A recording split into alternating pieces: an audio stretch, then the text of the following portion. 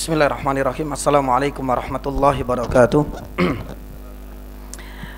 Innal hamdalillah nahmaduhu wa nasta'inuhu wa nastaghfiruh wa na'udzu billahi min shururi anfusina wa sayyiati a'malina. May yahdihillahu fala mudilla lahu wa may yudlilhu fala hadiya lahu. Wa asyhadu an la ilaha illallah wahdahu la syarika lahu ilahul awwalina wal akhirin wa asyhadu anna Muhammadan abduhu wa rasuluh. Allahumma salli wa sallim wa barik ala Muhammad wa ala alihi wa ashabihi wa man ihtadaw bihudahu ila yaumiddin, amma ba'd.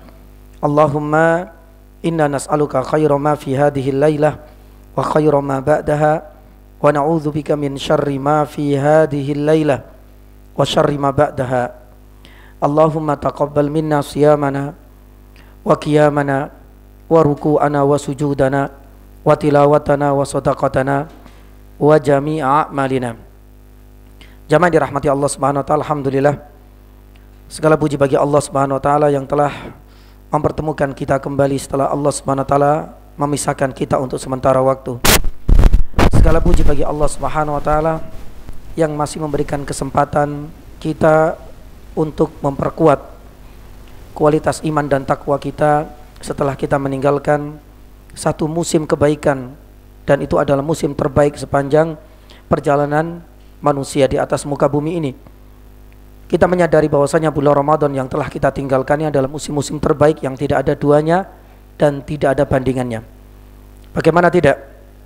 Karena di bulan Ramadan yang telah kita tinggalkan, kita bisa berbuat ibadah apapun bentuknya tanpa harus mengeluh. Padahal kita sudah ditempa, diuji oleh Allah Subhanahu wa taala untuk bangun lebih awal jam 3. Kita sudah sahur. Kita langsung kemudian mendatangi masjid Allah Subhanahu wa taala untuk jamaah salat subuh. Kita menanti waktu syuruk hingga kita bisa mendapatkan pahala haji. Kemudian kita tetap beraktivitas, bekerja meskipun perut kita keroncongan dan menahan lapar dan dahaga. Di saat kita berbuka, subhanallah, ya, buka kita pun tidak terlalu panjang durasi waktunya karena kita harus menanti lagi kedatangan sholat isya untuk berjamaah sholat tarawih, baik 11 atau mungkin barangkali 2-3 ataupun yani lebih. Ini adalah ibadah-ibadah yang subhanallah, belum lagi kita sela dengan bacaan Al-Quran. Itu bukan untuk satu hari, bukan untuk 1 pekan 2 pekan, 1 bulan, subhanallah. Kita melakukan ibadah benar-benar seakan-akan kita itu dekat dengan Allah. Di saat kita berada di bulan Ramadan, seakan pintu-pintu surga menganga untuk kita semua. Begitu dekatnya kita bisa mencium dan bisa menghirup aroma wanginya surga, subhanallah. Maka para ulama mengatakan tidak ada musim terbaik sepanjang kehidupan manusia dalam rentan 1 tahun melebihi musim-musim kebaikan yang ada di bulan Ramadan. Maka oleh karena itu, jamaah dirahmati Allah Subhanahu wa taala, tatkala kita sudah meninggalkannya, jangan sampai ibadah-ibadah yang sudah menjadi rutinitas kita itu putus begitu saja. Jangan sampai berlalu bulan Ramadan kemudian berlalu pula peribadatan dan takarub kita kepada Allah Subhanahu wa taala. Oleh karena itu para ulama dahulu pernah ditanya ketika muncul sosok manusia, dan mudah-mudahan kita tidak termasuk di dalamnya, ketika bermunculan manusia-manusia yang rajin dalam beribadah selama bulan Ramadan, semangat di dalam menjalankan ketaatan di bulan Ramadan, tapi ketika Ramadan pergi pula, semangat mereka pun demikian berlalu pula dan terputus juga ibadah mereka kepada Allah Azza wa Jalla. Ketika ditanyakan kepada mereka para ulama ternyata tidak melayangkan pujian kepadanya, bahkan sebaliknya mengatakan bi'sal qaum. Orang-orang seperti ini adalah orang-orang yang paling buruk. Sejelek-jelek makhluk itu adalah orang-orang seperti ini, di mana la ya'rifunallaha illa fi Ramadan, di mana mereka tidak mengenal Robnya seperti itu, ya subhanallah. Seakan-akan mereka tidak mengenal Robnya. Allah Subhanahu wa taala tidak pernah diibadahi illa fi Ramadan, kecuali di bulan Ramadan yani saja. Padahal kita tahu bahwasanya Allah Subhanahu wa taala yang kita sembah di bulan Ramadan, kewajiban kita juga menyembah di bulan Syawal dan bulan-bulan yang lain. Robnya sama, nggak ada beda. Tatkala kita dituntut untuk memperbanyak tilawatil Quran di bulan Ramadan, itu sejatinya juga ayat yang sama kita baca di bulan Syawal, bulan Dzulqa'dah dan bulan-bulan yang lain. Mengapa kemudian kita pisah-pisahkan, kemudian kita diskriminasi antara bulan satu dengan bulan yang lain? Maka oleh karena itu jamaah dirahmati Allah, Allah Subhanahu wa taala mengingatkan kepada kita semua di akhir surat Al-Hijr ayat 99, wa'bud rabbaka hatta ya'tiyakal yakin. Ini yang seharusnya menjadi prinsip dalam kita berkehidupan di muka bumi ini. U'bud rabbak. Kita harus beribadah kepada Allah Subhanahu wa taala, karena ibadah itu adalah tujuan kita diciptakan. Di dalam surat Az-Zariyat ayat 56, wa ma khalaqtul jinna wal insa illa liya'budun. Kita diciptakan untuk beribadah, untuk mengesahkan Allah. Tapi pertanyaannya, sampai kapan kita beribadah kepada Allah? Di ayat tadi yang sudah kita sebutkan, wa'bud rabbaka hatta ya'tiyakal yakin. Al-yakin, Ibnu Abbas radhiyallahu taala anhuma menafsirkan pun demikian dengan para ulama tafsir yang lain, ya, menuturkan al-yakin huwal maut. Bahwasanya tidak ada batas akhir kita beribadah selama kita masih diberikan kesehatan fisik, diberikan akal yang normal, pikiran yang sehat, selama kita masih diberikan kesempatan untuk bernafas, nyawa masih dikandung badan, maka tidak ada celah dan tidak ada alasan apapun meninggalkan ibadah hatta ya'tiyanal yakin, sampai datang kepada kita yakni kematian. Maka oleh karena itu jamaah dirahmati Allah, inilah yang seharusnya menjadi prinsip yakni kita. Ketika kita memiliki prinsip seperti ini, maka insya Allah yang namanya perpindahan dan berubahnya bulan ini tidak akan merubah karakter dan semangat kita untuk selalu menghamba kepada Allah Subhanahu wa taala. Wala tamutunna illa wa antum yani muslimun. Jamaah dirahmati Allah Subhanahu wa taala. Alhamdulillah, ini menjadi pertemuan perdana yakni setelah Allah Subhanahu wa taala pisahkan kita untuk sementara waktu liburan panjang bulan Ramadan sampai kemudian berlalu pula bulan yakni Syawal. Ya, semoga para jamaah yang lain, ya, semua amal-amalannya dan kita semua diterima oleh Allah Subhanahu wa taala, dan inilah di antara harapan dan impian kita terbesar. Untuk apa kita ditempa selama 1 bulan di bulan Ramadan kalau tidak keinginan kita terbesar itu adalah ibadah kita diterima olehnya? Maka perbanyak doa-doa yang sebagaimana tadi kita mulai di muqaddimah, Allahumma taqabbal minna siyamana wa qiyamana. Dan tadi malam sudah saya sampaikan di Pacet, ya, bahwasanya doa ini adalah sebuah sunnah yang hampir tidak pernah kita jumpai di zaman ini, karena orang-orang sudah mulai beranjak meninggalkan, ya, secara teratur nuansa Ramadan. Padahal para ulama dahulu membaca doa-doa seperti ini itu selama 6 bulan. Berarti kalau kita hitung, pasca kita meninggalkan bulan Ramadan, Syawal, Dzulqa'dah, Dzulhijjah, Muharram, Safar, Rabiul Awal, mereka selalu berdoa kepada Allah agar diterima ibadah mereka. Ya, kita sisipkan doa-doa ini dalam setiap kesempatan dan momen. Di saat kita sujud, di saat kita sedang, ya, safar, atau di antara 2 adzan, yaitu adzan dan iqamah, di saat turun hujan, di saat kita berada di tempat-tempat mustajabah. Ini adalah salah satu sunnah yang harus kita lestarikan kembali, salah satu kebiasaan baik di kalangan para sahabat yang wajib kiranya kita hidupkan lagi. Baik, jamaah dirahmati Allah, dari surat Az-Zariyat yang kita mulai ayat pertama hingga ayat yang ke-14 kalau nggak salah, semuanya itu berkisar tentang, ya, sumpah-sumpah Allah. Kemudian langsung Allah Subhanahu wa taala menyebutkan sumpah-sumpahnya ini ditujukan kepada orang-orang kafir. Inna dina lawaqi dan seterusnya. Ya, baru kemudian Allah Subhanahu wa taala membicarakan tentang orang-orang kafir di mana mereka tidak percaya dan ingkar serta kufur dengan yaumaddin.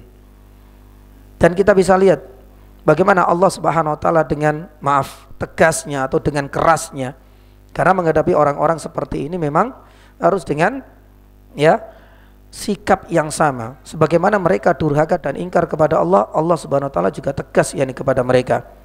Meskipun mereka bertanya, nada mereka itu minta informasi, yas'alun, ya, ayyana yaumaddin. Tapi karena pertanyaan mereka itu bukan untuk mendapatkan jawaban yang benar, sebab mereka ini sudah faham jawabannya, mereka hanya bersilat lidah. Sebagaimana banyaklah di antara kita kadang-kadang bertanya dengan tujuan-tujuan yang tidak dibenarkan. Mungkin tujuannya untuk menguji ustadznya, tujuannya itu untuk supaya menunjukkan kalau dia itu adalah orang yang vokal, menunjukkan bahwasanya dia itu adalah orang yang terhormat. Pertanyaannya itu adalah pertanyaan kelas tinggi supaya orang menganggap dia adalah orang yang berpendidikan. Allah Subhanahu wa taala Maha tahu apa yang terlintas di dalam hati mereka. Maka kita bisa melihat jawabannya begitu tegas kalau kita bilang keras, dzuku fitnatakum. Ya, kamu pengen bertanya tentang hari kiamat. Hari kiamat itu adalah hari di mana engkau akan diazab. Dan dulu kita sampaikan bagaimana perbedaan yang sangat mencolok antara pertanyaan tentang terjadinya hari kiamat yang itu dari lisannya orang-orang kafir, itu beda jawabannya ketika Nabi SAW ditanya dengan pertanyaan yang sama tapi dari lisan orang-orang Badui, orang-orang pedalaman. Makanya di dalam sebuah hadis Nabi SAW ketika ditanya mata saya Rasulullah, kapan terjadi hari kiamat, sama kan sebenarnya dalam pertanyaan ini. Tapi Nabi SAW tahu orang ini bukan orang tipikal yang durhaka, ingkar, kufur. Makanya Nabi SAW menjawabnya dengan lembut. Inilah yang namanya bijak. Kita harus tahu yakni kapan saatnya, ya meskipun pertanyaannya sama, tapi subhanallah jawabannya itu beda, nadanya juga beda, ya pilihan kata itu juga beragam. Itu tergantung kondisi juga, ya kondisi orangnya, kondisi psikologis dan lain sebagainya. Itu adalah salah satu di antara faedah dakwah yang bisa kita petik dari dua konteks yang berbeda meskipun pertanyaannya yakni sama. Nabi SAW dengan lembut mengatakan madza a'tadtalaha, jenengan sudah menyiapkan apa saja, lembut Nabi SAW. Ya, berbeda dengan ayat ini. Nah, setelah ayat ini sudah tuntas kita bahas, Allah Subhanahu wa taala beralih dan menginjak ke tema berikutnya. Ini sebagai bentuk apa ya nih jamaah? Ya, adanya apa? Keseimbangan, balance. Seringkali Allah Subhanahu wa taala itu menyebutkan dua sisi yang bertolak belakang supaya kita langsung bisa mengambil dua hikmah yakni sekaligus. Ketika sebelumnya kita bahas tentang orang-orang kafir, mereka akan diazab, mereka akan diginikan. Baru kemudian di ayat yang ke-15 yang insyaallah sebentar lagi kita akan masuk pembahasannya, innal muttaqina fi jannati wa uyun. Ini ada keseimbangan dalam ayat. Ya, makanya kalau kita lihat dan kita tilik, para ulama mengatakan bahwasanya seperti inilah gaya bahasa Al-Qur'an itu. Seringkali mengaitkan di antara dua hal yang bertolak belakang. Ya, kalau kita tarik lagi di dalam ilmu balaghah, ya ada yang mengatakan ini tibaq, ya dalam ilmu ma'ani, atau ada yang mengatakan muqabalah. Ya, artinya dua konteks yang disebutkan dalam satu surat dan itu perbedaannya cukup yang mencolok supaya orang itu langsung bisa melihat kalau enggak ini yang merupakan balasan bagi orang yang ingkar, berarti ini adalah balasan bagi orang yang mukmin. Satu contoh misalnya, maaf, gaya bahasa seperti ini kita banyak jumpai di dalam Al-Quran, terutama di dalam ya surat-surat pendek. Allah Subhanahu wa taala berfirman, ya misalnya ya qad aflaha man wa dzakaras lah itu. Nabi di setelahnya wa qad khaba man dassaha. Ya qad aflaha man zakat khaba man dassaha. Qad aflaha man zakkaha wa qad khaba man dassaha. Ya, ini adalah dua perbedaan yang sangat mencolok. Orang akan mendapatkan keberuntungan bagi orang yang selalu mentazkiyah dirinya. Wa qad khaba man dassaha. Tapi kalau seandainya nafsunya, jiwanya itu dikotori, maka khaba wa qad khaba, maka dia akan mendapatkan kerugian. Sebagaimana Allah Subhanahu wa taala berfirman, ya di dalam ayat yang lain, fasanu yassiruhu lil yusra. Di awal, baru kemudian disebutkan yang kedua fasanu yassiru lil yani usra. Ya, ada dua perbedaan. Sama juga di dalam surat Al-Mutaffifin misalnya, kalla inna kitabal fujjari lafi sijjin, disebutkan semua sifat-sifat neraka dan bagaimana reaksi mereka, kenapa mereka pantas masuk itu. Enggak lama kemudian kita jumpai kalla inna kitabal abrari lafi illiyin. Subhanallah. Ini indahnya bahasa Al-Qur'an. Pun demikian dengan hadis atau dengan ayat ini. Setelah dibahas tentang sepak terjangnya orang-orang kafir Quraisy, setelahnya innal muttaqina fi jannati wa uyun. Ini sebagai bentuk hiburan. Makanya ibadah ya itu memang harus terpenuhi tiga hal.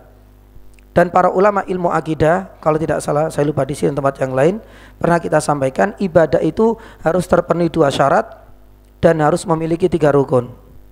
Ibadah memiliki 2 syarat. Syarat yang pertama itu adalah ikhlas dan yang kedua adalah mutaba'ah.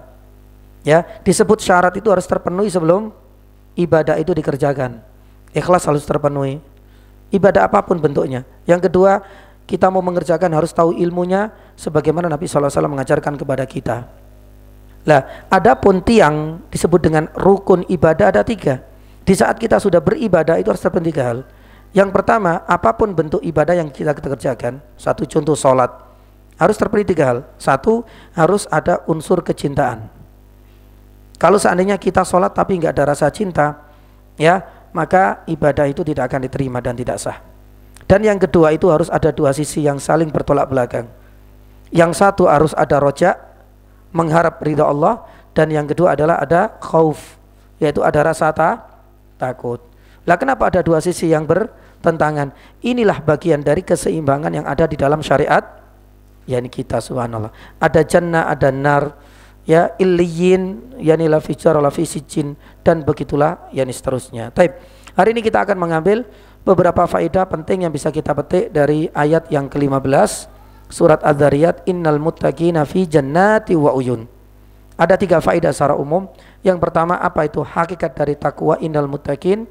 Yang kedua, ya, jannatin. Jannatin artinya apa? Ya, kalau seandainya kita lihat dalam kamus bahasa Arab, ya jannat itu artinya kebun. Ya, tapi yang dimaksud di sini adalah ya surga secara umum dengan berbagai kenikmatan. Dan yang terakhir apa? Jannati wa uyun, yaitu mata air. Itu baru 2 hal. Ya, nanti selebihnya kita akan sampaikan, tapi hari ini kita akan kasih gambaran tentang sifat-sifat jannah dan sifat-sifat mata air yang ada di jannah. Tapi sebelumnya kita akan bahas hakikat dari takwa terlebih yakni dahulu. Taib. Yani ayat yang ke-15. Oh ini. Baik. Ayat yang ke-15 ini ada 3 poin ya. Yang pertama kita ingin membahas tentang hakikat takwa. Ya. Disinilah Syekh Utsaimin rahimahullah taala di dalam tafsir beliau ketika memberikan taklik atau catatan ringan terhadap ayat yang ke-15 ini, beliau menyampaikan lagi tentang pentingnya takwa. Dan takwa insya Allah banyak di antara kita yang sudah memahaminya. Bahkan hampir setiap pekan kita diingatkan dalam salat apa? Jumat, terutama dalam khutbah. Ya ayyuhalladzina amanu ittaqu haqqa tuqatih. Jadi takwa itu dengan apa?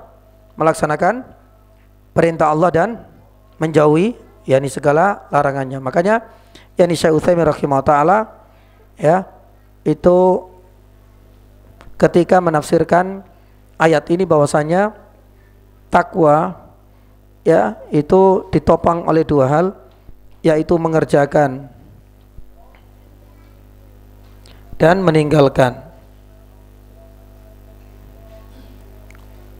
Mengerjakan yakni perintah Allah dan meninggalkan yakni larangan Allah Subhanahu wa taala. Taib.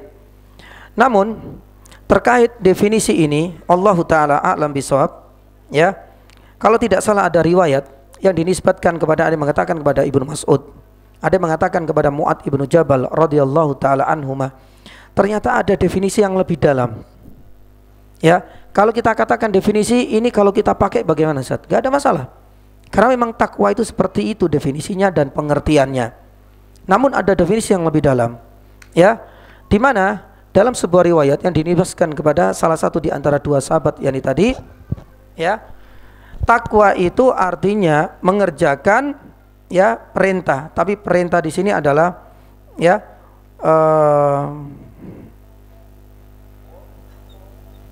perintah yang pertama kali, sama juga dengan larangan yang pertama kali. Taib. Kalau seandainya kita tilik perintah yang pertama kali dan larangan yang pertama kali, berarti perintah yang pertama kali ya Allah Subhanahu wa taala Ya, tujukan kepada hambanya untuk apa? Tahu? Yani tauhid. Sedangkan larangan yang pertama kali ditujukan kepada para hambanya agar dijauhi apa? Yani syirik, yani subhanallah. Ya. Kenapa saya tertarik untuk menyampaikan hal ini? Sebagaimana tadi dalam sebuah definisi yang dinisbatkan kepada salah satu di antara dua sahabat, antara Ibnu Mas'ud dan Mu'ad Ibnu Jabal, ini sangat dalam maknanya. Bayangkan hampir setiap pekan ya, kita diingatkan oleh para khutbah, para khatib di dalam yani sholat Jum'ah. Ketika mereka sampai di sini, ya sampai di sini saja ya, definisinya itu sebenarnya nggak ada masalah. Tapi kalau seandainya subhanallah, ini adalah pelajaran yang berharga ya, seorang khatib mengingatkan hal ini akan peran tauhid menjadi pertama kali perintah yang ditujukan kepada seorang hamba, dan petaka syirik larangan pertama kali yang ditujukan yakni seorang hamba, pasti yakni hal ini akan memberikan yakni satu ya masukan yang berbeda dan mungkin memberikan efek positif yang beragam tatkala kita sampaikan hal ini. Maka oleh karena itu jamaah yang dirahmati Allah, inilah yakni salah satu di antara definisi yang mungkin bisa kita jadikan sebagai definisi yang lebih lengkap dan lebih dalam, karena kita tahu terkadang orang itu tidak merasa tersindir ketika setiap kali kita diingatkan ittaqullah dalam khutbah. Ya, bertakwalah kepada Allah dengan meninggalkan perintah Allah, ya sudah. Ya, meninggalkan perintah Allah dan melaksanakan mengerjakan perintah Allah dan meninggalkan larangannya.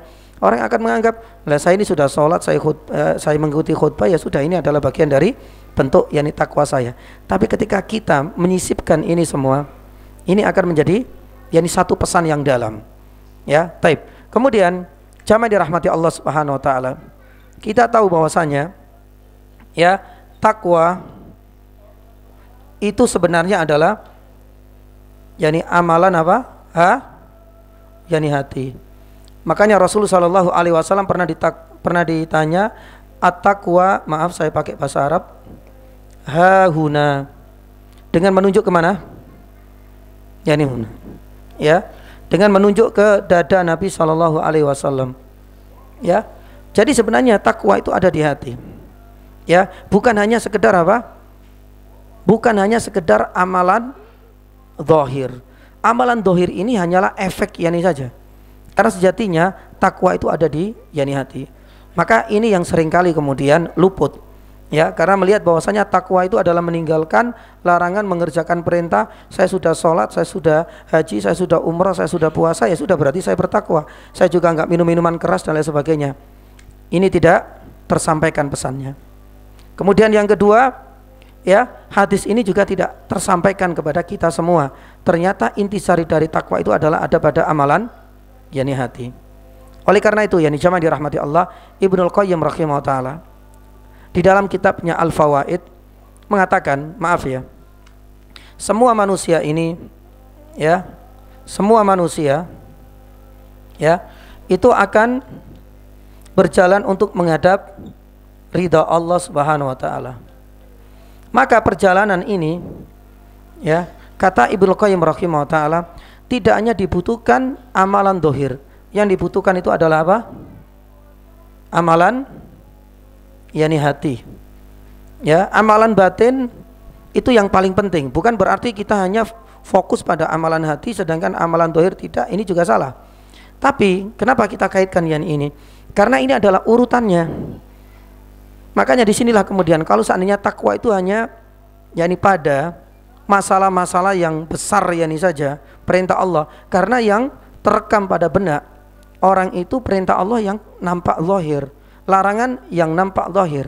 Adapun amalan hati jarang tersentuh sama sekali. Padahal kalau kita lihat dalam tauhid ini juga sangat besar yakni sekali. Tauhid bagian dari ikhlas. Ikhlas di mana? yakni hati. Yakni syirik banyak sekali macamnya. Ketika kita kufur itu juga amalan hati.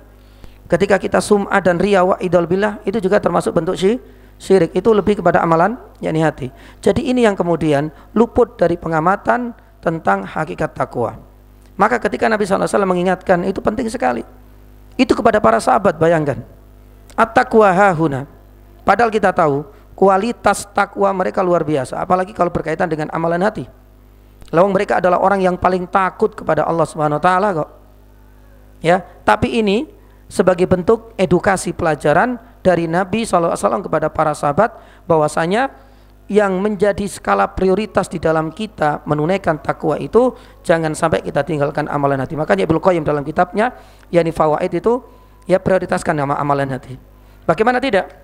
Beliau kemudian mengutip surat Al-Hajj 32. Dan ini banyak disitir oleh para khotib-khotib insyaallah taala nanti di Idul Adha. Ya, di dalam surat Al-Hajj ayat 32 Allah Subhanahu wa taala firman apa?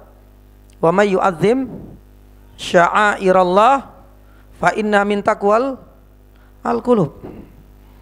Yani subhanallah. Makanya di ayat berikutnya la yanalallahu luhumuha wala dima'uha walakin yanaluhut taqwa minkum. Ini kan sebagai bentuk pengingat, maaf ya. Ayat-ayat ini lebih banyak berkaitan dengan bagaimana kita melakukan syiar Allah yang itu lebih banyak berkaitan dengan zahir, tapi di sisi lain kita itu lupa dengan amalan batin. Sebagaimana kalau kita kaitkan dengan Idul Adha, di mana Allah Subhanahu wa taala menekankan la yanalallahu luhumuha wala dima'uha. Begitu banyak orang itu sampai tertarik untuk berkorban, diekspos kemana-mana. Ya, saya bisa menyembelih sapi sendirian. Sapinya ini impor, harganya jutaan, dan semua orang itu merasa terpana dengannya. Bukan dengan ini semua kita bisa mendapatkan pahala dari Allah. Yanalallahu luhumuha. Allah itu enggak butuh sebenarnya dengan bobot daging dari hewan-hewan kurban yang engkau kurbankan. Wala dima'uha. Allah Subhanahu wa taala enggak butuh banyaknya darah-darah yang berjajaran ketika hewan-hewan kurban itu disembelih. Walaki yanaluhut taqwa minkum. Tapi yang diinginkan dari Allah Subhanahu wa taala, sekalipun kita itu menyembelih kambing ya dengan harga yang tidak seberapa tapi sudah terpenuhi syarat-syaratnya, tapi benar-benar kita itu lah di sini takwa. Ini yang diinginkan oleh Allah dan inilah yang benar-benar diterima. Bukankah Allah SWT firman innama yataqabbalullahu minal muttaqin. Nah, coba di sini. Jadi Allah SWT hanya menerima amalan dari orang-orang yang bertakwa, dan takwa itu ada di sini. Itu yang seharusnya menjadi skala prioritas bagi kita semua.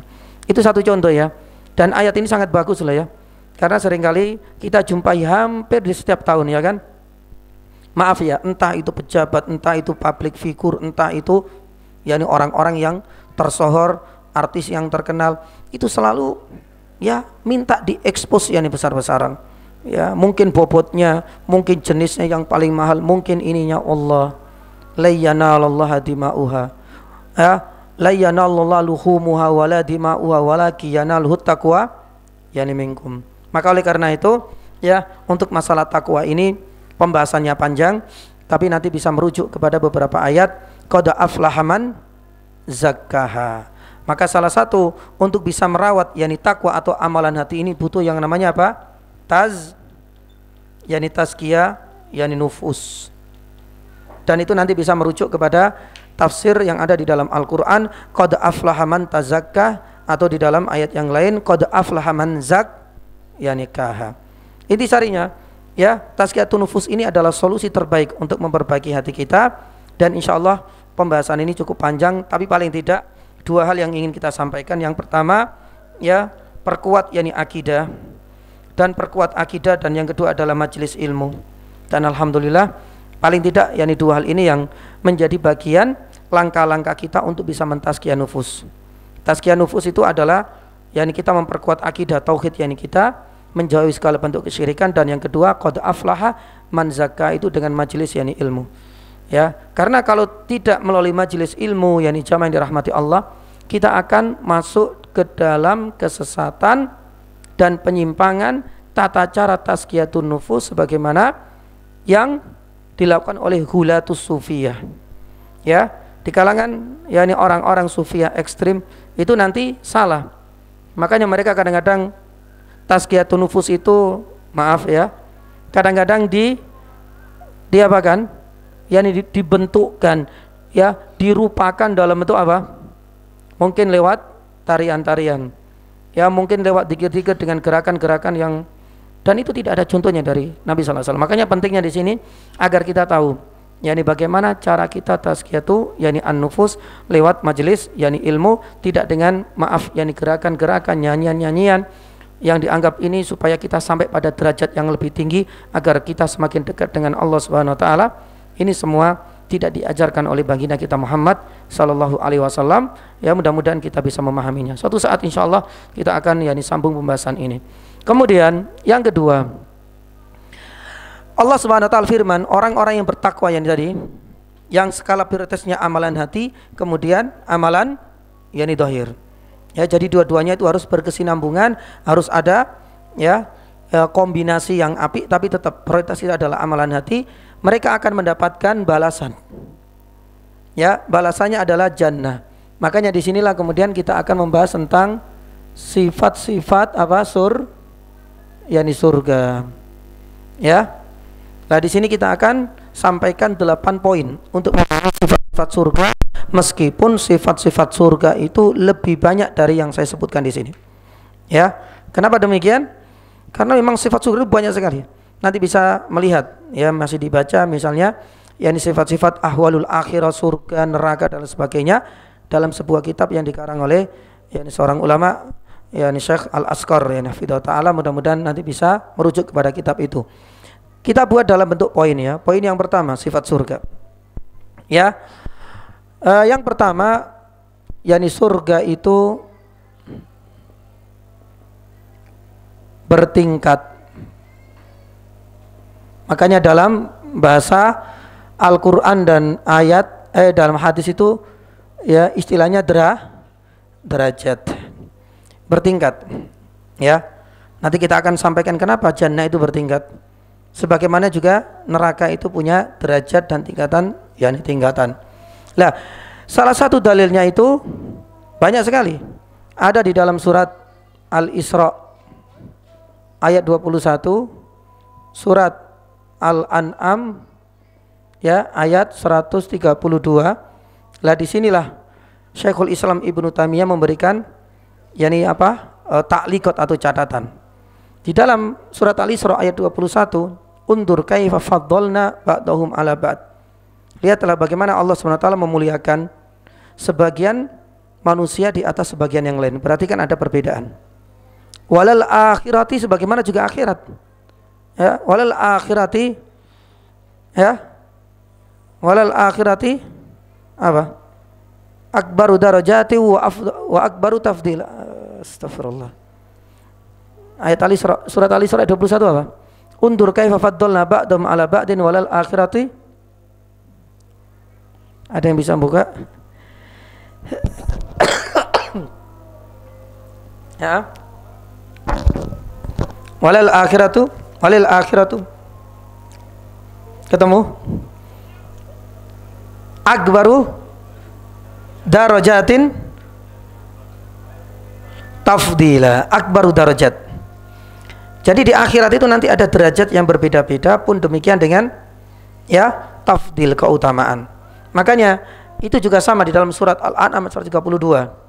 Allah Subhanahu wa taala berfirman, "Walikullin darajatum mimma amilu." Jadi setiap orang itu pasti akan mendapatkan derajat yang berbeda-beda disesuaikan dengan kadar amalan mereka selama di dunia. Nanti kita akan sampaikan adalah faedah yang ketiga bi'idznillah taala. Ya. Lah, termasuk di antara dalil itu adalah surat Az-Zariyat. Ya. Nanti kita akan yang disampaikan. Surat Az-Zariyat ayat 15. Ya, ini beberapa contoh ya. Ini satu kategori. Kalau ini menunjukkan derajat atau tingkatan yang langsung disebutkan secara spesifik. Artinya tafsir secara tersurat. Darajat disebutkan. Di sini juga walikulin darajatun mimma amilu. Adapun kategori yang kedua ini derajatnya tidak disebutkan, tapi dengan isyarat yang lain. Ya, artinya lewat mafhum dalam ilmu ushul fikih. Ya, Az-Zariyat, kemudian di dalam surat yakni Al-Hijr, ya di dalam surat Al-Mur, yakni salat, yakni 45 kalau nggak salah, dan ini 41. Ya, di dalam surat Al-Mursalat. Apa itu yakni jamaah? Ketika Allah Subhanahu wa taala menyebutkan innal muttaqina fi Nats. Jannat ini bentuknya plural. Atau yang kita kenal dengan apa aja? Yani jamak. Berarti maksudnya apa? Jannah itu apakah memang banyak? Kenapa disebutkan oleh Allah Subhanahu wa taala dalam bentuk jamak?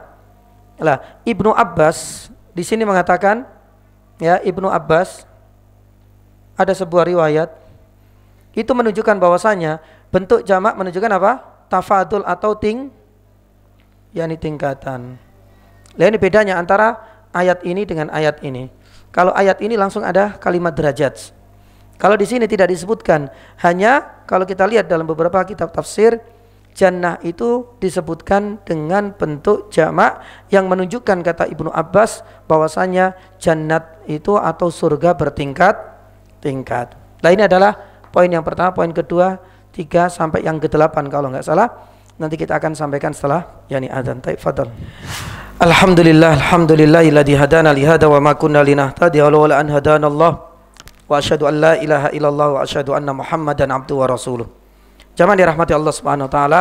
Poin yang kedua, ya, ulama mendefinisikan definisi atau pengertian dari lafadz yani darajat.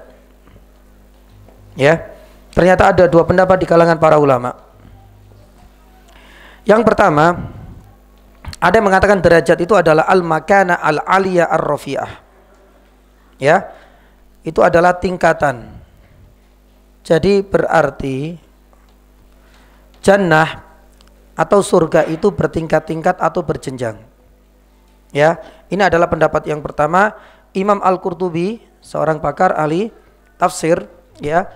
Tapi di dalam sebuah hadis, yakni beliau memberikan sebuah ta'liqat di dalam kitabnya Sahih Muslim, yaitu Al-Mufhim lima Ashkala fi Sahih Muslim atau fi Mukhtar Sahih Muslim. Taib yakni tingkatan. Tapi bentuknya, ada mengatakan bentuknya ini seperti kamar-kamar. Artinya tingkatan-tingkatan yang berbeda, tapi setiap tingkatan itu bentuknya seperti kamar atau yakni rumah. Ini adalah pendapatnya Imam yakni Qurtubi rahimahullah ta'ala, beliau seorang ahli tafsir. Yang kedua, hal ini diperkuat surat Al-Baqarah. Ya, di dalam firman Allah Subhanahu wa taala ayat 228. Di dalam surat Al-Baqarah ayat 228, Allah Subhanahu wa taala ya membicarakan tentang itu semua, bahwa yang dimaksud dengan darajat itu adalah apa? Yani tingkatan. Hal ini berbeda dengan pendapat yang kedua. Ada mengatakan bahwasanya darajat itu definisinya adalah ampunan. Jadi darajat yang ada di dalam surat Al-Isra 21, kemudian Al-An'am 132, kan ada kalimat tadi akbaru darajatin, kemudian walikullin darajatun, itu ada mengatakan ampunan. Ini didasarkan pendapatnya dari Ibnu Abbas, ya, sahabat Nabi SAW, karena di dalam Al-Quran, yakni surat Al-Baqarah ayat 237, Allah Subhanahu wa taala firman, wa anta'fu aqrabu litaqwa. Karena di situ ada wa anta'fu, ampunan, ketika kita itu memberikan maaf, ampunan ya kepada siapapun. Fa huwa aqrabu litaqwa. Itu ternyata bisa lebih mendekatkan kepada apa? Ketakwaan. Tapi para ulama, Allahu taala alam yang biswab, ya, tidak disalahkan adanya dua perbedaan di dalam mendefinisikan, dalam menafsirkan apa? Yani darajat. Hanya saja khusus untuk makna ini memang pendapat Ibnu Abbas ini kuat. Tapi untuk makna derajat, misalnya ada dalam dalam hadis-hadis yang lain, itu bermakna yani tingkatan. Ya. Nah, ini menunjukkan jamaah yang dirahmati Allah, berkali-kali kita sampaikan bahwasanya terkadang kita jumpai di dalam Al-Qur'anul Karim lafadz yang sama tapi memiliki makna yang berbeda-beda. Pernah kita sampaikan Alkitab di dalam Al-Qur'an itu banyak sekali kita jumpai. Dzalikal kitabu la raiba fi. Alkitab di sini apa? Al-Quran. Ketika kita meloncat sedikit beberapa ayat masih di surat yang sama Al-Baqarah, kalau nggak salah walaqad ataina Musal kitab. Ketika Musa dikasih Alkitab. Alkitab di sini apa? Alkitab yang diberikan kepada Musa apa? At-Taurat. Taurat. Ya, subhanallah, pada lafadznya sama. Kita jumpai di Al-Baqarah ayat yang kedua, Alkitab seperti itu. Ya, tapi ingat ya, untuk mengetahui perbedaan makna meskipun lafadznya sama, itu tidak bisa kemudian kita kembali kepada istihad yang kita masing-masing, nggak bisa. Ya, kita bisa mengetahui hal demikian itu lewat penelusuran terhadap kitab-kitab tafsir. Ya, sebagaimana nama-nama yang tadi kita sebutkan, Al-Qurtubi, Ibnu Abbas, ini semua adalah bukti ya bahwasanya ini bukan istihad yang saya pribadi, tapi saya hanya menukilkan. Seperti ini perbedaannya. Meskipun lafadznya sama. Sama juga tatkala nanti kita dapatkan yakni ahlul kitab, yakni misalnya ternyata ahlul kitab ini adalah langsung dua kelompok yang mendapatkan kitab Taurat, yaitu orang-orang Yahudi, dan Injil siapa? Nasrani. Dan masih banyak kita jumpai meskipun lafadznya sama, terkadang maknanya berbeda. Itu dari penelusuran para ulama ilmu yakni tafsir. Taib, darajat. Kemudian yang ketiga, jamaah yang dirahmati Allah Subhanahu wa taala, ya, berarti kita kepada tingkatan ya. Tingkatan surga disesuaikan, ini kaidah-kaidah untuk memudahkan, disesuaikan dengan yakni kadar amalan kita di dunia. Ini adalah kaidah. Ya, makanya tadi disebutkan di dalam surat apa? Al-An'am ayat 132, walikullin darajatum mimma yani amilu. Jadi tergantung kadar ya, tergantung yakni kadar amalannya. Kita tahu jannah ini berjenjang, maka jenjang-jenjang itu disesuaikan. Ya, oleh karena itu jamaah yang dirahmati Allah Subhanahu wa taala, satu contoh di dalam Al-Qur'an misalnya surat Ar-Rahman ada di dua ayat, di ayat ke-46 dan ayat 62. Di ayat 46 Allah Subhanahu wa taala firman, waliman khafa maqami rabbih jannatan. Jannatan itu berapa? Dua. Jannah satu, jannatan berapa? Dua. Jamaknya apa? Jannat atau jinan. Tapi di sini unik. Kenapa? Orang waliman khafa maqama rabbih. Bagi orang yang punya rasa khauf kepada Rabbnya, yakni jannatan, akan mendapatkan dua jannah. Itu menunjukkan bahwasanya jannah itu bertingkat-tingkat. Sebagaimana di ayat 62, wa min dunihima jannatan. Ya.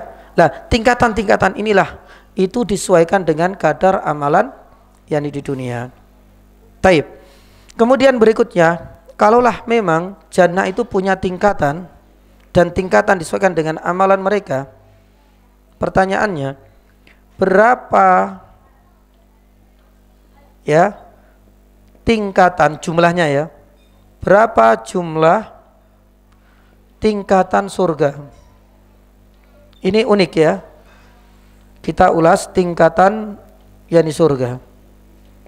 Kalau memang jannatin innal muttaqina fi jannatin, bertingkat dan tingkatnya sesuai dengan amalan kita selama di dunia, lantas berapa tingkatannya nih jannah? Ini ada tiga pendapat ya nih jamaah. Ya. Ada yang mengatakan tingkatan jannah itu 100. Jadi berjenjang ya, 1, 2, 3. Jadi tingkatan yang paling afdol, yang paling bawah, yang paling atas? Yang paling atas. Neraka juga punya tingkatan. Ya, neraka tingkatannya yang paling alim, azabun syadid. Adabnya paling pedih di mana? Bawah apa atas? Yang di bawah. Sedangkan paling atas ya itu paling ringan. Tapi sak ringan-ringannya azab, para ulama dulu pernah kita sampaikan ya, itu seperti adab yang diterima oleh paman Nabi SAW Abu Thalib ya. Ya, ketika Nabi SAW menggambarkan seandainya ada neraka, bara apinya ditaruh di bawah terompah kaki kita itu, saking panasnya Ya, mukh itu artinya otak kita mendidih. Itu yang paling ringan, subhanallah. Ya, jadi itu bedanya. Kalau paling atas neraka tingkatannya itu malah lebih ringan. Tapi kalau seandainya jannah paling atas itu malah paling afdal. Lain nanti kita akan bahas. 100. Di dalam hadis sahih dari riwayat Abu Sa'id Al-Khudri. Abu Sa'id Al-Khudri ini memberikan sebuah hadis dari Nabi sallallahu alaihi wasallam, bunyinya seperti ini. Dari hadis yang sahih ya. Inna fil jannati mi'atu darajat. A'addaha lil mujahidina fi sabilillah. Jadi jannah itu punya berapa? 100 tingkatan yang itu disiapkan oleh Allah untuk siapa? Para mujahidin fi sabilillah. Makanya di dalam sebuah riwayat Syekh Bazmul rahimahullah ta'ala itu lebih condong dengan pendapat pertama bahwa karena ada dalilnya dari hadis sahih riwayat Abi Sa'id Al-Khudri radhiyallahu ta'ala anhu, derajat jannah berapa? 100. Yang kedua, jannat jumlah tingkatannya itu sejumlah ayat Al-Qur'an. Taib. Ini adalah pendapat yang kedua. Ada sebuah riwayat dari Aisyah radhiyallahu taala anha. Jadi Ummu Darda As-Sughra itu pernah bertanya kepada Aisyah, "Wahai Aisyah, berapa sih duraj?" Ya, kayak kita itu anak tangganya itu berapa sih? Tapi bukan anak tangga ya. Para ulama mengatakan tingkatan di sini itu dalam bentuk apa? Kamar-kamar. Nanti kita akan sampaikan. Makanya mereka di tingkatan 2 misalnya ya, itu akan berbeda dengan tingkatan di bawahnya. Itu sudah ada kamar-kamar khusus yang disediakan, dan pada saatnya nanti kita akan sampaikan lebih rinci. Dan Nabi SAW pernah mengatakan rumahnya ini unik. Kenapa demikian? Karena transparan, bisa dilihat dalamnya dan mereka juga bisa melihat keluar. Mungkin istilah kita seperti rumah kaca. Ya, ini indah loh ya. Ini rumah kaca yang murah, beda dengan rumah granit dan rumah tembok yang mewah. Tapi ini semuanya menunjukkan keindahan. Taib. Lah kita kembali ke sini. Dalam sebuah riwayat Aisyah mengatakan bahwasanya jumlah tingkatan jannah itu sebanyak jumlah ayat Al-Qur'an. Anggap saja jumlah ayat Al-Qur'an ini sebanyak berapa? 6.000 lebih. 6.000 lebih. Ya, lebih ya. Itu berarti itulah jumlah tingkatan jannah ke atas. Tentu jumlahnya ini lebih banyak daripada 100. Ya, pendapat yang ketiga, dan insya Allah ini adalah pendapat yang lebih mendekati kebenaran, tak terhingga,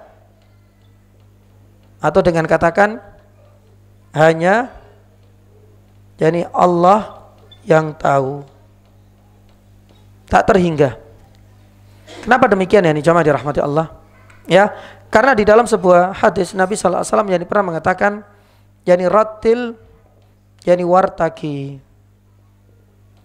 Ya, hadis ini seringkali dibacakan ketika membahas tentang keutamaan membaca Al-Qur'an. Tapi di sini ada perbedaan dengan ini lah ya.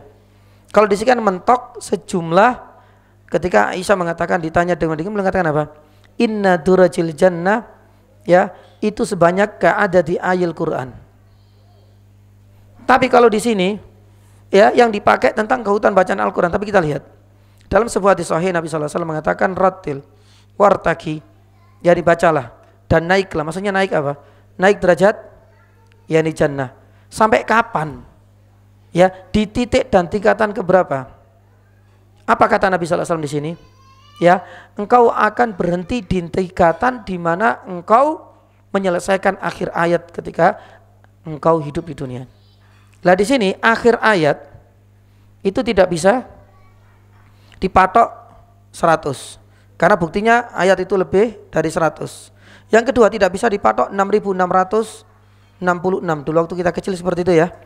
Guru-guru kita supaya gampang menghafalkan. Saya masih ingat dulu, wis 6.666 bukan triple ya, 4 ya. Quarter ya, 46666. Ya. Lah kali ini kan berarti kan sudah mentok di situ. Bedanya apa dengan yang ini? Kalau yang ini tidak terhingga. Karena di dalam hadis ini Nabi SAW mengatakan, bacalah Sedangkan setelah kita selesai menghatamkan Al-Quran, kita akan mulai dari awal lagi. Berarti itu dihitung satu lagi, terus. Ya, berarti Allah Ta'ala alam bisawab, tidak terhingga. Karena Nabi SAW hanya memberikan apa? Arahan ayat terakhir yang engkau baca. Jadi itu akan bisa menaikkan derajat kita nanti di mana? Jannah lewat bacaan-bacaan Al-Quran, tergantung ayat terakhir yang engkau baca. Subhanallah. Maka berarti jawabannya menurut pendapat yang ketiga itu apa? Tidak terhingga. Ya, dan ini adalah pendapat insyaallah lebih mendekati kebenaran. Kalau nggak salah di dalam beberapa reel atau video-video pendek, atau di dalam sebuah kajian tentang keutamaan membaca Al-Quran, ya kalau nggak salah dari Dr. Yani Firanda, ya hafidhahu ta'ala, beberapa tahun yang lalu kalau nggak salah waktu di Sragen, ya beliau membahas tentang keutamaan, ya ketika menjenguk yang ustadznya, subhanallah, takzimnya beliau kepada ustadz Yani Samsuri di Mahat Yani Jabal Tariq di Sragen, kalau nggak salah beliau membahas tentang ini, ya karena di situ adalah mahat takfid, ya lah salah satunya adalah tentang membahas subtema ini. Ya karena jannah itu bertingkat-tingkat, tapi tingkatan yani jannah itu berbeda-beda. Namun ketika kita ditanya dengan pertanyaan berapa jumlah, ya memang kembali kepada tiga perbedaan ini. Tapi pendapat yang ketiga ini insya Allah pendapat yang lebih mendekati kebenaran. Maka dari sinilah ada anjuran jangan sampai kita terputus untuk berinteraksi dengan apa? Al-Quran, karena itu insya Allah menentukan yani sekali, ya di tingkatan manakah kita akan berada. Makanya kalau kita lihat ya para ulama, subhanallah, ya kalau kita teruskan lagi pembahasan tentang baca Al-Quran, luar biasa. Ya kita memang kalah ya dari mereka, tapi tidak boleh kemudian kita angkat topi, kemudian kita mengibarkan bendera putih, artinya udah kita nyerah, kita nggak bisa seperti sahabat. Ya ini tidak. Ya kita harus punya usaha, upaya untuk ke sana. Ya kenapa demikian? Lawang sebenarnya waktu yang Allah berikan kepada mereka dan kita sama kok, 24 yani jam. Tapi mereka subhanallah baca Al-Quran yang luar biasa.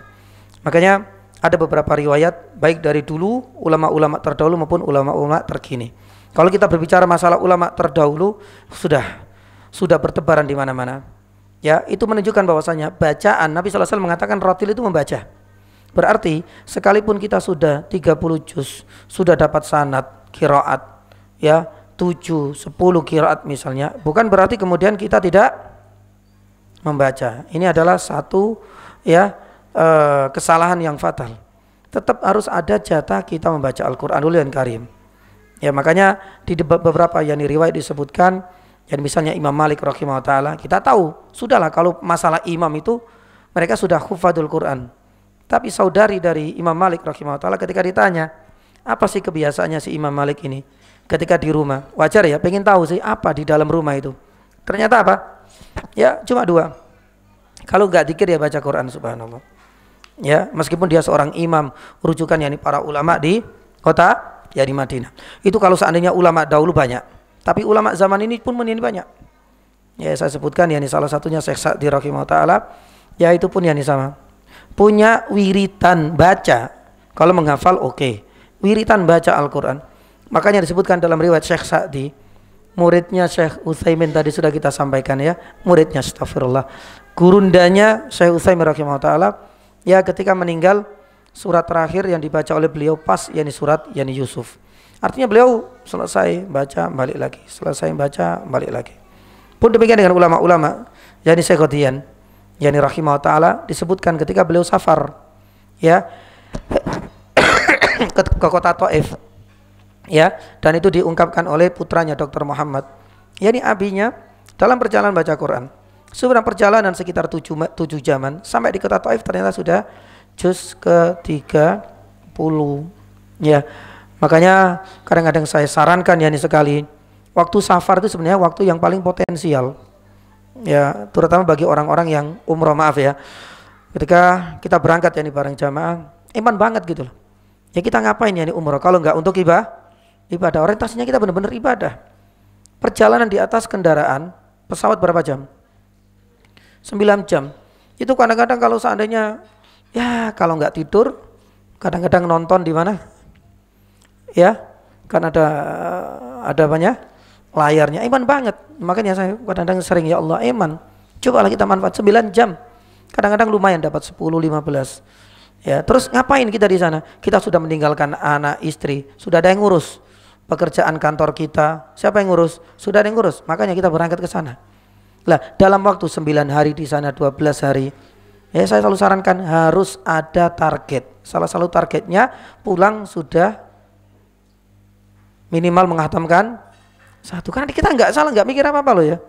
Ngapain kita ke sana? Kalau nggak untuk ibadah, semuanya ibadah kita. Kita datang ke Masjid Nabawi juga ibadah, Quran. Bahkan ketika tawaf pun kita boleh baca Quran.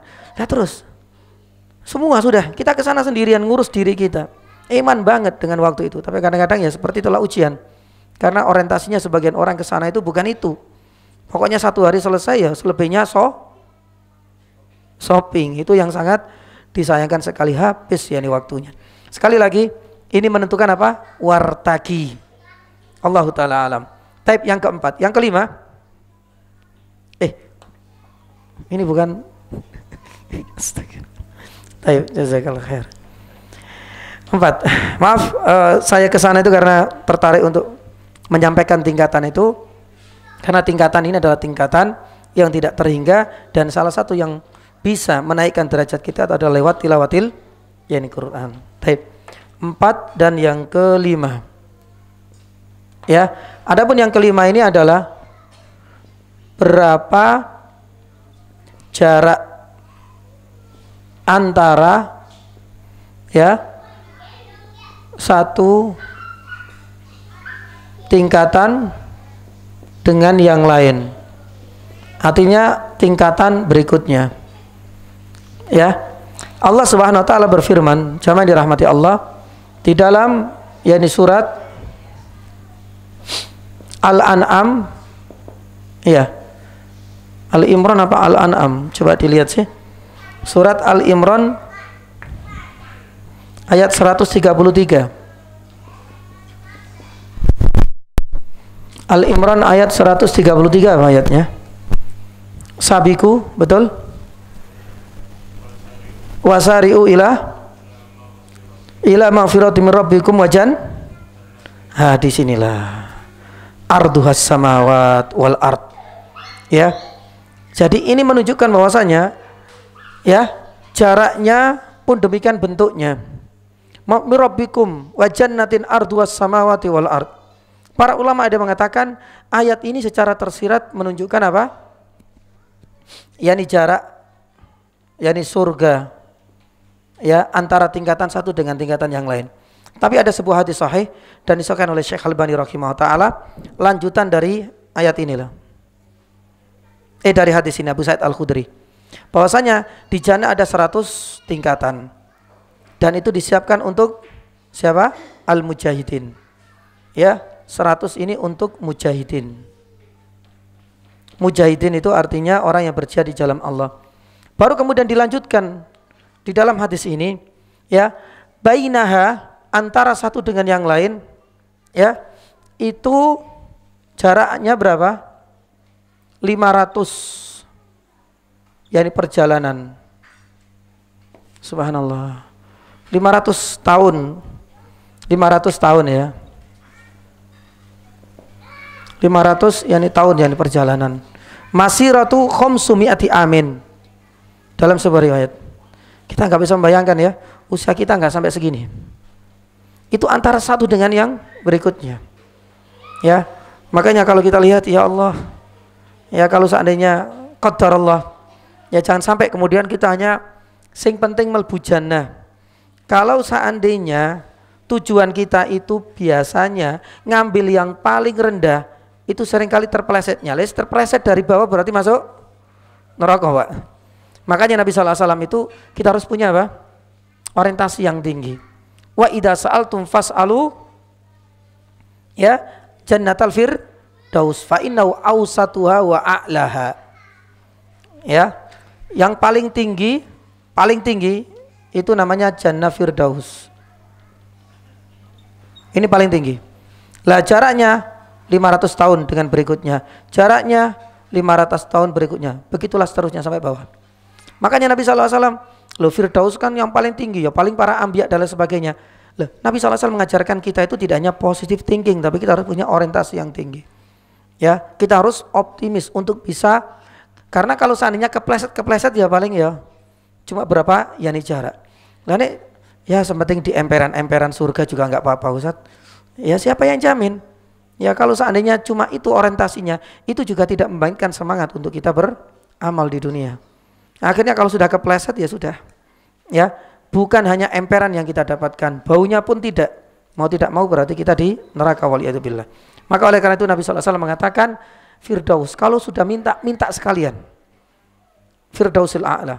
Karena Al-A'la yani itu yang paling tinggi, yang paling yani afdol, derajat yang paling yani mulia. Taib. Ini adalah yani jaraknya 500 tahun. Maka oleh karena itu menjadi catatan untuk kita ya. Tingkatannya tidak terhingga. Jarak satu dengan yang lain 500 tahun. Karena di dalam ini surat Al-Imran itu jarak antara langit dengan yani bumi itu perjalanan 500 yani tahun. Makanya subhanallah. Ya kalau dulu kita bahas ya, semua astronot yani para ulama yang katanya mampu menjangkau bulan dan langit dan lain sebagainya, itu masih di langit pertama tapi itu belum puncaknya. Tapi Nabi SAW tidak hanya puncak langit dunia, langit pertama, tapi puncak di mana? Langit ke-7. Yani subhanallah. Ya makanya ini menjadi salah satu kelebihan yang Allah berikan kepada Rasul sallallahu alaihi wasallam. Yang kelima, yang keenam, yani jamaah dirahmati Allah, dan ini pernah kita sampaikan ketika membahas neraka. Ya. Surga itu telah diciptakan hingga saat ini, dan ada dalilnya di dalam surat Al-Imran sama ya 133, di mana di situ disebutkan uiddat lil muttaqin wasari'u ila maghfiratin min rabbikum wa jannatin ardhas samawati wal uiddat. Yang belajar bahasa Arab insyaallah atau nahwu faham, karena uiddat ini fi'il madhi. Beberapa ulama ilmu tafsir mengatakan fi'il madhi itu berarti sudah menunjukkan waktu lampau. Berarti jannah itu ada dan menunjukkan lampau. Uiddat telah disiapkan berarti telah diciptakan oleh Allah Subhanahu wa taala. Ya sebagaimana neraka dulu kita sampaikan dalam surat Al-Baqarah ayat 24 atau ayat 28 ya. Ya, wa in kuntu fi rabbim sampai uiddat lil kafirin. Sama juga dengan yakni surga. Berarti jannah dan surga itu telah diciptakan. Salah satunya selain yang dalil dari ayat itu adalah yakni suara terumpahnya siapa? Masya Allah, Bilal bin Rabah. Ya, itu bukan berarti maaf ya kalau orang Jawa biasanya paes-paes di bibir, paes-paes lambe, tidak sama sekali. Itu memang pujian menunjukkan Nabi SAW diberikan informasi terumpahnya ada di jannah. Ya, pun demikian. Ya, di dalam sebuah riwayat Nabi SAW yang pernah menerangkan ruhnya para syuhada, orang-orang yang mati dalam medan jihad, itu akan dibawa kemana? Kebun surga oleh burung yang berwarna apa? Yani hijau. Ya, diajak keliling ke kebun-kebun yang begitu indah di jannah. Pertanyaannya jamaah yang dirahmati Allah, apakah ini adalah cerita-cerita fiksi, dongeng? Tidak, benar. Dan jannah itu ada. Makanya para ulama mengatakan sebagaimana dulu kita sampaikan, jannah itu ditempati, tapi belum sampai ada yang namanya perpaduan antara ruh dengan jasad. Hanya ruh, tapi enggak semuanya. Karena nanti di jannah dan di neraka itu baru ditempati ketika bersatu antara jasad dan ruh. Tapi di sana ini ruhnya, ya jasadnya belum. Karena jasad itu menunggu proses terakhir yakni sekali ketika manusia itu dibangkitkan dari alam yakni kubur. Tapi kenapa disebutkan suara Bilal ini? Ini sebagai bentuk kabar gembira yang disegerakan. Ya, terutama untuk Bilal yang punya kebiasaan sholat apa? Yakni sholat sunnah, yakni setelah apa? wudu. Ada yang mengatakan sholat sunnatul wudu. Pun demikian dengan ruhnya ini, itu menunjukkan isyarat bahwasanya perang di jalan Allah menghadapi orang orang-orang kafir itu keutamaan tinggi sampai Nabi SAW membicarakan akan hal itu. Taib. Kemudian yang ketujuh sebelum yang kedelapan. Yang ketujuh pernah kita sampaikan bahwa surga itu nyata dan nyata dan kekal. Ya, artinya ini bukan dongeng sebagaimana orang-orang ateis yang dulu pernah kita sampaikan ya. Yani surga itu dianggap yani sebagai dongeng yani belaka. Pernah saya sampaikan juga kalau nggak salah di beberapa tempat. Satu orang yang dianggap sebagai orang yang tersohor, seorang fisikawan, ya mungkin kita pernah sampaikan hal itu di atas kursi roda kalau nggak salah sudah mati ya orang ini, yani Stephen Hawking, fisikawan terkenal, banyak sekali murid-muridnya dari Indonesia. Dalam sebuah statement dia mengatakan bahwasanya namanya surga dan neraka itu dongeng yani saja. Tapi bagi orang yang beriman, ya kita tidak menjadikan omongan ini adalah sebagai acuan. Dalam bidang fisika oke lah. Tapi dalam ilmu agama kita tidak bisa. Lawang dia terindikasi ateis dengan mengatakan ya surga dan neraka cuma dongeng tidak nyata. Tapi bagi kita nyata. Yang kedua kekal, yakni abadi. Artinya tidak hancur dengan hancurnya alam semesta karena yakni kiamat. Makanya dulu kita sampaikan waktu membahas tentang neraka berdasarkan surat Az-Zumar ayat 68 dan itu diperkuat oleh pendapatnya dari Imam Suyuti di dalam bait syairnya, pun demikian dengan Ibnu Qayyim dalam kitabnya Yani Syafiyah, bahwa wa nufikhu fis-sur fasa'iqa man fis samawati wal ardi illa man syaa Allah. Jadi ada pengecualian di mana tidak semua ciptaan Allah itu akan hancur, karena Allah SWT dalam surat Az-Zumar 68 mengecualikan, kecuali yang Allah kehendaki tidak hancur enggak akan hancur. Dulu ada berapa? Ya, Ibnu Qayyim mengatakan ada 8 kalau enggak salah. 7 apa 8? Ya. Ada 8. Yang pertama adalah Arsy. Yang kedua itu adalah Lauhil Mahfud. Yang ketiga itu adalah Al-Qalam, yaitu apa Al-Qalam? Pena. Makanya dalam sebuah hadis Nabi sallallahu alaihi wasallam mengatakan, yani uktub ya qalam wa ma adza aktub ya Rabb. Uktub maqadirul khalaik.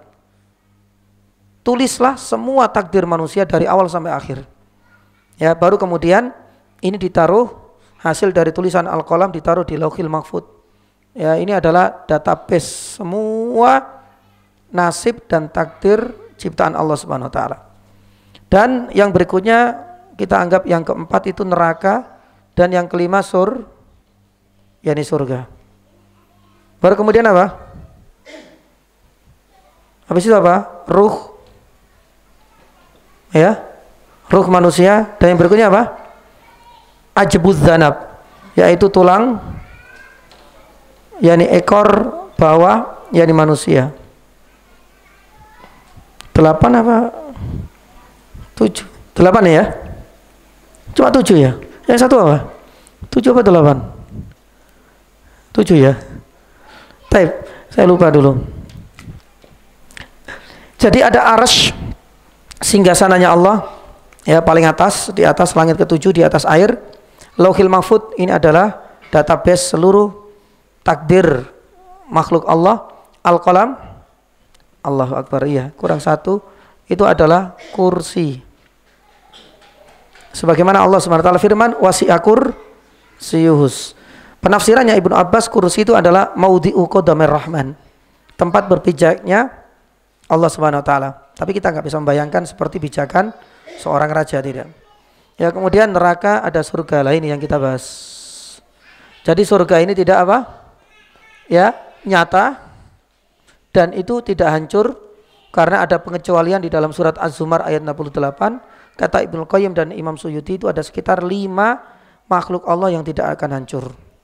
Ya berarti jannah sudah ada dan diciptakan sampai sekarang ada. Ketika alam semesta hancur, ya surga dan neraka di antara 8 yang dikecualikan. Dan itu akan bertahan sampai yakni selamanya karena sifatnya apa? Kekal. Kemudian yang terakhir, yang ke-8 yakni jamaah dirahmati Allah. Ya kita tulis di sini aja. Subhanallah, membahas tentang yakni jannah. Yakni seperti ini diharapkan ada sesuatu yang menarik yakni hati kita untuk bisa menggapainya. Ya, lah itu namanya ar-raja. Sebagaimana tatkala dulu kita membahas tentang neraka itu kan gambarnya hitam semua pokoknya. Ya mulai makanannya, mulai minumannya, penjaganya juga bengis, azabnya juga seperti itu. Subhanallah. Itu agar muncul rasa apa? Khauf. Jadi ini ada keseimbangan. Sebagaimana ayat yang tadi kita sampaikan. Sebelumnya membahas tentang orang kafir neraka, sekarang kita sedang membahas kebahagiaan, kenikmatan ya jannah. Yang ke-8 dan masih banyak, tapi saya cukupkan di sini saja. Ya di jannah itu karena saya tertarik untuk menyebutkan sifat yang ke-8 ini karena kaitannya dengan kehidupan kita sehari-hari. Yani tidak ada hasad dan kebencian. Ya.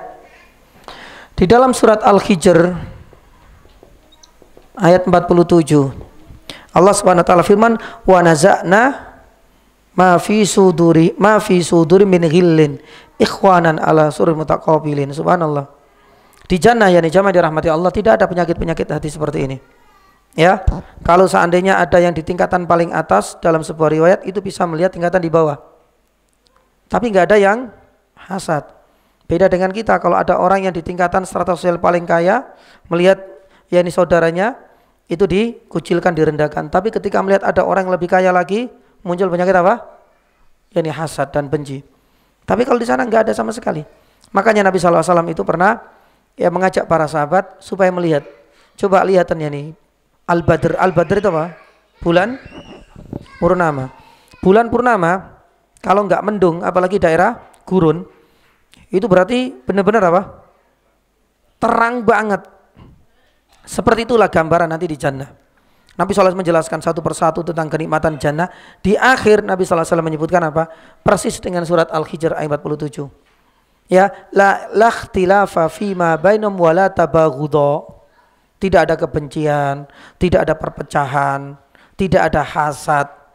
Subhanallah. Itu nikmat dan keabadian yang ada di yani jannah. Tapi bukan berarti kalau di dunia ini penuh dengan hasad dan kebencian. Berarti kalau seandainya kita hasad, ini sudah sunatullah yang tidak bisa ditolak Ustadz. Ya tidak seperti itu. Ya, adanya kebencian, perpecahan, adanya perselisihan itu memang sunatullah di dunia. Tapi bukan berarti kemudian kita berpangku tangan berhujah dengan itu semua. Ya, tapi kita harus berusaha. Terutama hasad ini. Kenapa saya menitik beratkan hasad?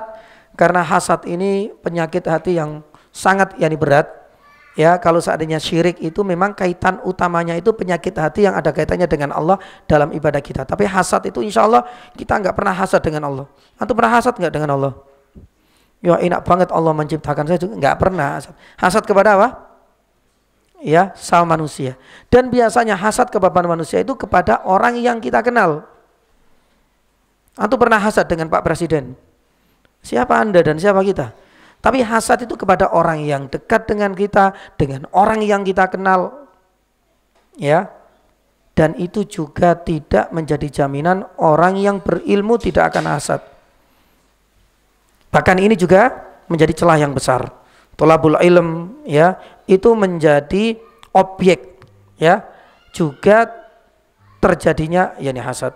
Makanya Ibnu Taimiyah sebelum kita tutup jamaah sepertinya uyun belum kita bahas ya. Uyun itu artinya mata air. Subhanallah, kita bahas mata air jannah. Jenis airnya ada berapa? Nanti kita akan sampaikan. Ada salsabil, ada zanjabil, ada kafur, ada mintas, nim dalam surat Al-Mutaffifin ayat 27. Kalau seandainya manusia itu minumnya itu berbagai jenis. Ya, di dalam Al-Quran juga disebutkan ada 4. Ya berarti air cendol nggak ada nanti jenis airnya. Atau mungkin susu soda dan lain sebagainya. Para ulama mengatakan, kita akan bahas lebih rinci. Semua apa yang kita inginkan itu pasti akan dijabai oleh Allah. Tapi untuk mata air ini sudah ada jenis masing-masing. Tapi kalau kita meminta selain itu semua, gak ada masalah, Allah SWT pasti akan ijabai. Lah, uyun insya Allah nanti kita akan akhirkan pada saatnya, termasuk ketika manusia itu minum. Kalau kita lihat ukuran manusia di dunia itu, maaf, kalau kita minum dan makan itu pasti akan jadi sampah. Berarti kalau ada sampah pasti akan ada apa? Ya, proses pengeluaran. Lah bagaimana dengan ahlul jannah? Mereka makan kan? Makan banyak, sudah. Mau makan yang beragam, mau makan buah, tinggal mendekat, ya. Semuanya, minuman pun berbagai rasa ada, jenis-jenisnya luar biasa nikmatnya. Masalahnya dengan minum air yang ada di dalam mata air, yakni surga ini, ya. Apakah manusia di sana itu akan, mengalami proses pengeluaran atau BAB dan buang air kecil? Enggak, nanti kita akan lihat semua makanan dan minuman ini akan keluar lewat keringat yang mengeluarkan aroma wangi, tidak seperti kita. Lah, itu nanti gambaran tentang uyun, subhanallah, mudah-mudahan bisa kita sampaikan. Taib. Lah, berkaitan dengan hasad sedikit sebelum kita tutup. Hasad ini di dalam sebuah riwayat maqala jasadun min hasadin. Ya, ini sangat bagus kaidah ini. Ma khala jasadun min hasad. Ma khala jasad. Jasad manusia. Kita manusia, berarti kita masuk di sini. Artinya tidak ada satupun manusia pasti memiliki apa? Hasad. Makanya hasad ini dimiliki oleh setiap insan. Jangan merasa saya nggak punya hasad, bohong. Ya, ini seperti penyakit hati atau penyakit komorbid. Jadi tergantung apa? Pemicunya. Semua punya sudah. Ya. Tapi pemicunya ini, kalau seandainya kata para ulama, al-karimu lah di sini. Ada al-karim dan ada al-laim. Kalau al-karimu yukhfihi. Sedangkan al-laimu yubdihi. Artinya apa? Kalau orang yang mulia itu mereka adalah orang-orang yang berusaha untuk menekan bagaimana hasad ini, jamaah dirahmati Allah, yukhfihi. Itu disimpan rapat, jangan sampai terekspos, terkuak. Sedangkan al-laim itu orang yang tercela. Orang fasik, fujar, kafir semuanya itu mereka suka untuk menampakkan. Ya tadi tergantung yang pemicu. Ya kita menyadari hasad ini penyakit yang sudah berat iri dengki, dan sekali lagi iri dengki itu juga bukan penyakit orang-orang awam. Sesama para ustadz ini menjadi penyakit yang sangat bahaya. Para penggerak dakwah, para tulabul al-ilm. Makanya dalam sebuah cerita Syekh Hasan pernah menceritakan ketika dalam sebuah momentum, kalau nggak salah haji, beliau bercerita dalam sebuah reel ini sebagai pelajaran untuk kita semua. Bertemu dalam musim haji Syekh Albani dengan Syekh bin Bas. Apa yang terjadi? Syekh bin Bas mengatakan kepada Syekh Albani mengatakan, jenengan Syekh bin Bas monggo menjadi imam dalam sholat sesama para ulama besar. Kalau kita membahas tentang ulama-ulama dahulu sudah pasti insya Allah mereka benar-benar termasuk karim yang tidak ada rasa hasad di antara mereka. Tapi untuk ulama-ulama kontemporer ini mungkin menjadi unik untuk kita sampaikan karena untuk menjadi pelajaran untuk kita. Syekh bin Bas rahimahullah taala mengatakan diminta oleh Syekh Albani untuk menjadi imam. Tapi Syekh bin Bas menolak, enggak. Dia tahu kan syarat menjadi imam itu adalah aqra'uhum li kitabillah. Jadi orang-orang yang punya kemampuan dalam hafalan dan yang kedua dalam fikih salat. Syekh bin Bas menolak. Syekh Albani rahimahullah taala. Kalau dalam hal Quran kita sama-sama sudahlah satu level. Tapi kan ada yang menjadi pembeda antara diriku dengan dirimu. Anda a'lamuna bisunnah. Karena Syekh Al-Albani punya kelebihan apa? Pakar dalam dunia apa? Hadis. Makanya itu yang menjadikan Anda lebih layak untuk menjadi imam. Ya, karena kan Nabi SAW memberikan apa? Aturan. Kalau seandainya Qur'annya sama, maka berarti tingkatan kedua mana yang lebih faham terhadap hadis. Subhanallah. Jadi takzimnya. Padahal itu di daerahnya. Artinya kan haji di sana, Syekh bin Baz sebagai ulama besar di situ di Saudi. Ketika bersamaan dengan datangnya Syekh Albani rahimahullah taala, malah Syekh Albani disuruh untuk menjadi imam. Karena begitu takzimnya dan tahu. Dan itulah hubungan yang harmonis antara para ulama. Syekh Albani melanjutkan lagi. Ketika kemudian beliau mau menjadi imam, kan menghadap kepada makmum. Syekh bin Baz ada, kemudian dia sampaikan, Syekh, Anda mau saya menjadi imam seperti sholatnya Rasulullah atau saya singkat, artinya ya, saya bacaan dengan bacaan yang ringkas, nggak panjang, sebagai bentuk penghormatan kepada Syekh bin Baz. Apa jawaban Syekh bin Baz? Alimna, ya, sholatan ka sholatir Rasul sallallahu alaihi wasallam. Ya, untuk skala Syekh bin Baz, ya maaf, yakni ulamanya Saudi, ketuanya mereka, mengatakan pada Syekh Albani, mengatakan apa? Alimna.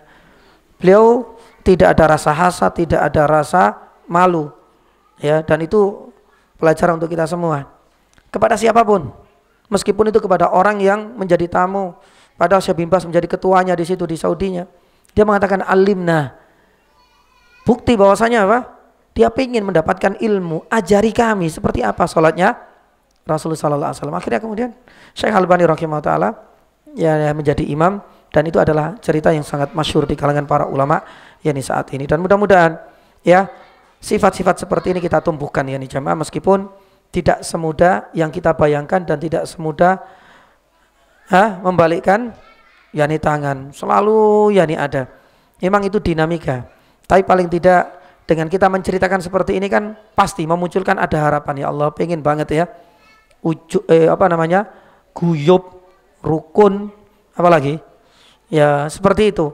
Ya paling tidak itu harapan yang kita semua, meskipun yang kita tahu mereka memiliki latar belakang keilmuan yang berbeda-beda. Bahkan dalam sebuah ya debat-debat ilmiah lewat tulisan-tulisan, berat banget, dibantah atas Syekh bin Baz dengan Syekh Albani. Tapi kenyataannya ketika mereka bertemu, subhanallah, ya itu semuanya hilang.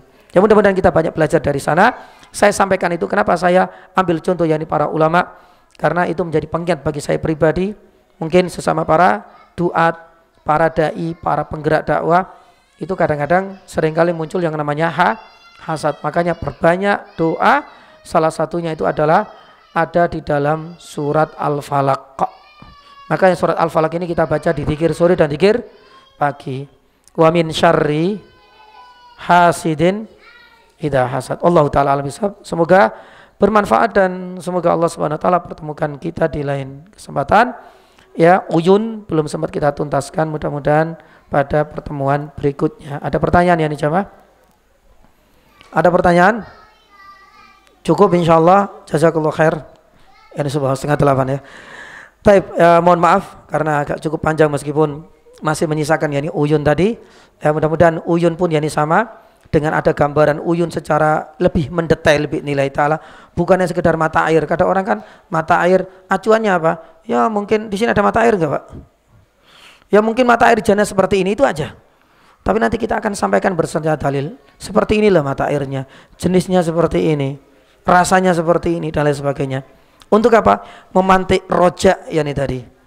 Ya, ada harapan agar kita itu bisa benar-benar merasakan di sana. Nah, kalau ada harapan rojak seperti itu memantik kita untuk beramal dan beribadah. Ya itulah diantara tujuan kita bermajelis yakni ilmu. Allahu taala alam bisawab. Demikian, semoga bermanfaat. Subhanallah, asyhadu an la ilaha illa anta, astaghfiruka wa atubu ilaik. Wa sallallahu ala nabiyyina Muhammadin wa ala alihi wa sahbihi wa sallam. Assalamualaikum warahmatullahi wabarakatuh.